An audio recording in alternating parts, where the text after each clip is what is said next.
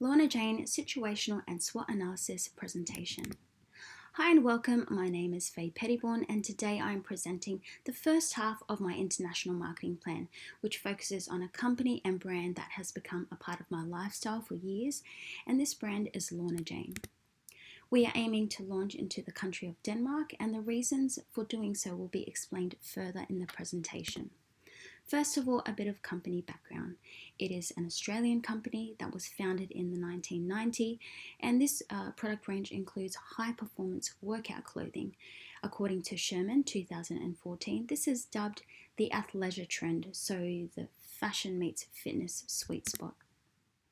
The company is private and it's based in Brisbane, and the company also has 200 retail stores across Australia and internationally. According to IBISWorld, the company is currently valued at $200 million. Looking at the brand concept, we see that the Lorna Jane brand is marketed around its active living philosophy. The brand mantra, Move, Nourish, Believe, encapsulates a holistic view of health and wellness, which is marketed strategically through their blog, and there shows dominant themes of health and wellness through their Facebook and Instagram to build that brand image. Looking at their product details, there is an assortment of t-shirts, leggings, and a central theme around inspirational quotes. There's also accessories such as drink bottles, hats, and cookbooks.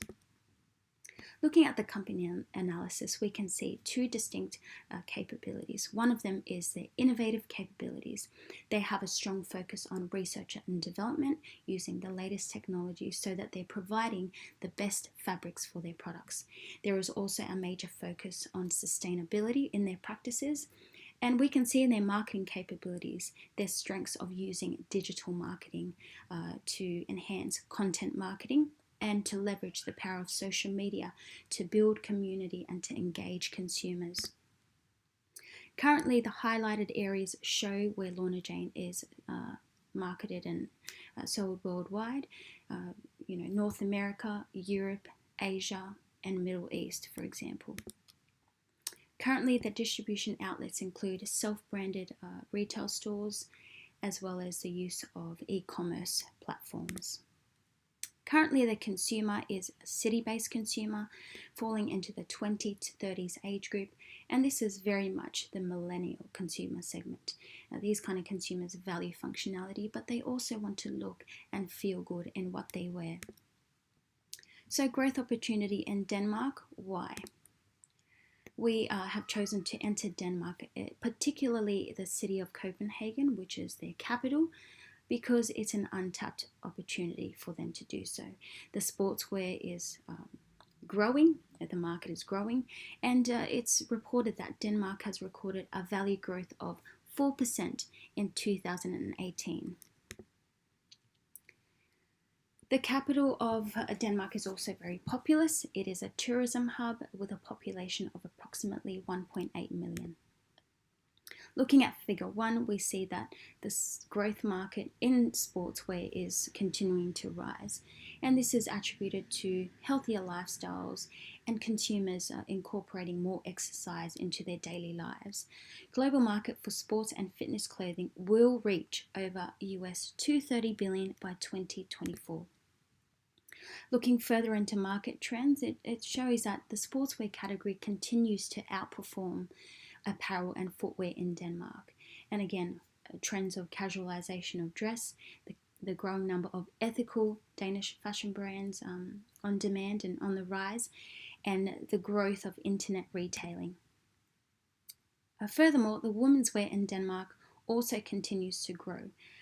Market segments such as athleisure and niche sportswear are also on the rise. So what are the customer needs based on this analysis? Consumers value fast fashion, a digital presence of apparel for their favorite brands, and they are moving towards more comfort in their clothing. Now let's look at the macro analysis using the Pestel tool. Politically, it is a very attractive market because, it's very stable. The government is democratic, they are an open economy, and there is no barrier policy except the value-added tax enforced on all goods and services. Their economy shows an increase in employment, which is attributed to rising income levels and wages. And this has really boosted consumer confidence spending wise because there's higher levels of disposable income. Population trends show that by 2030, the population in Denmark will reach around 6.1 million. Looking at the technological aspect of everything, we see that this has impacted the distribution of retailers. So internet retailing is highly advanced, and as you can see in figure 5, there is a large majority of online shoppers that reside in Denmark.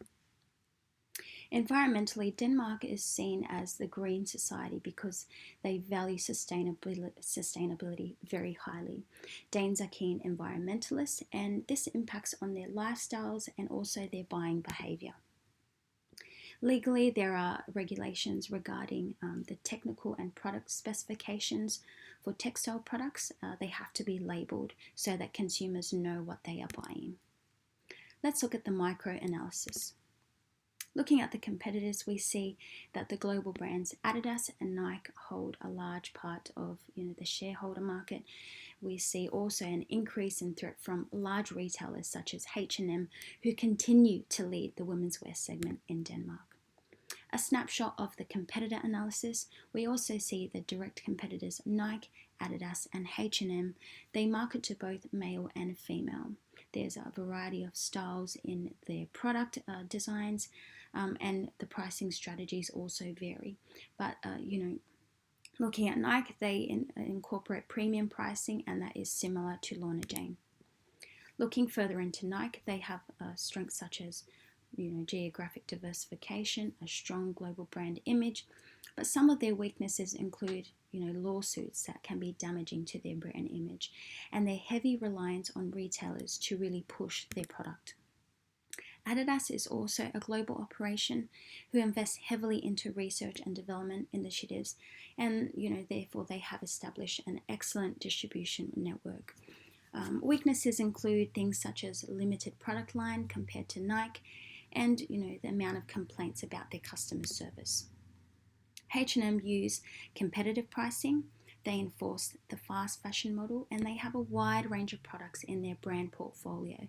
However, their weaknesses include they're seen as lower quality and imitators of fashion, not creators of fashion.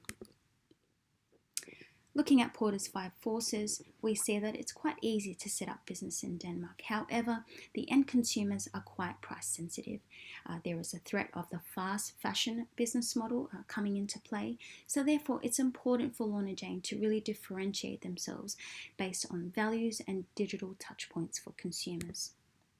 So what is our competitive advantage?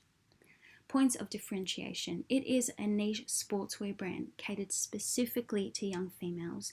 It is premium and high quality and embraces a holistic view. So it's not just a brand, but a lifestyle.